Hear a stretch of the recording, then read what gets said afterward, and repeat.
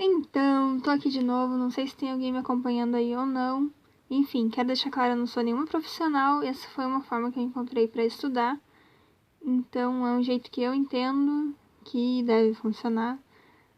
Se tiver alguém assistindo aí, deixa aí, diz o que achou, se vale a pena. Enfim, essa aula sobre cálculo numérico é sobre a localização e isolamento das raízes. Então, é uma aplicação do cálculo numérico para encontrar as raízes daquelas funções chamadas transcendentes. São funções que você não consegue resolver pelos métodos comuns.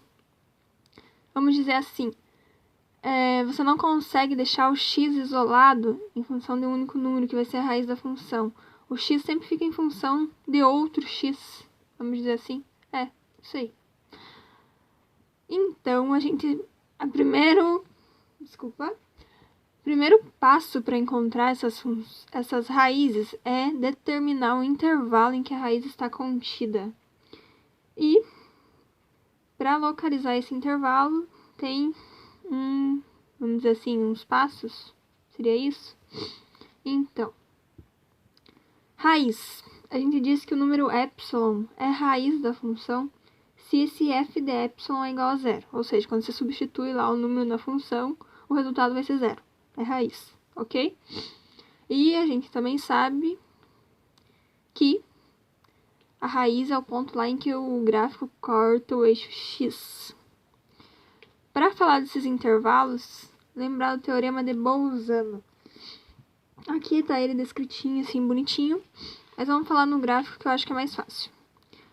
O teorema de Bolzano, ele fala sobre uma função que é contínua em um intervalo. Ou seja, por exemplo aqui, nesse intervalo AB, essa função é contínua.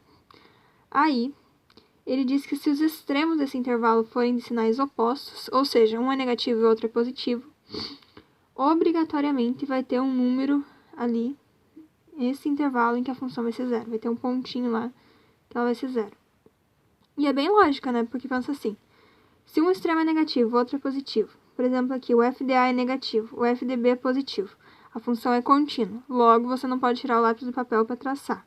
Obrigatoriamente, ela vai cortar o eixo x. O eixo x. Então, ela vai ter uma raiz, porque o único ela corta o eixo x é a raiz da função. Ok? Aí, para determinar esse intervalo, tem que dar atenção para o domínio das funções. Ver lá se o domínio dela são todos reais, se ela tem alguma restrição, se são só para valores de x maiores que zero. Por exemplo, as funções que tem raiz de índice par. Você não pode ter radicando negativo. Não existe raiz quadrada de menos 2, por exemplo. Agora, se for raiz cúbica de índice ímpar, existe. Mas raiz quadrada não existe. Logaritmos de números não positivos também não. Ok? E daí, para determinar esse intervalo, você vai substituir os valores de x na função. E vai observar lá os valores que se encontrar para f de x. Se eles são positivos, negativos, conforme eles variam lá, o sinal vai variar, você vai encontrar os valores. Olha aqui. Nesse exemplo aqui, a função 2x² mais 4x mais 1. O domínio dela são todos os reais, porque não tem restrição.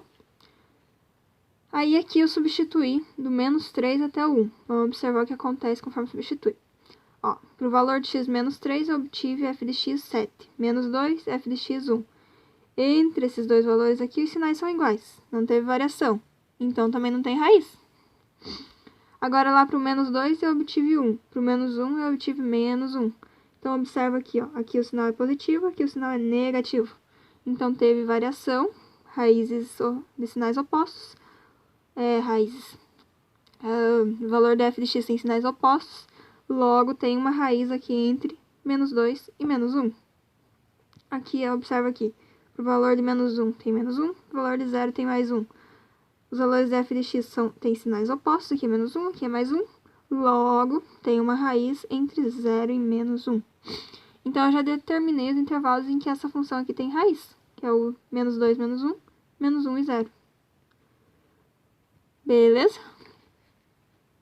Aqui tem uma outra função que envolve o logaritmo natural ou logaritmo neperiano.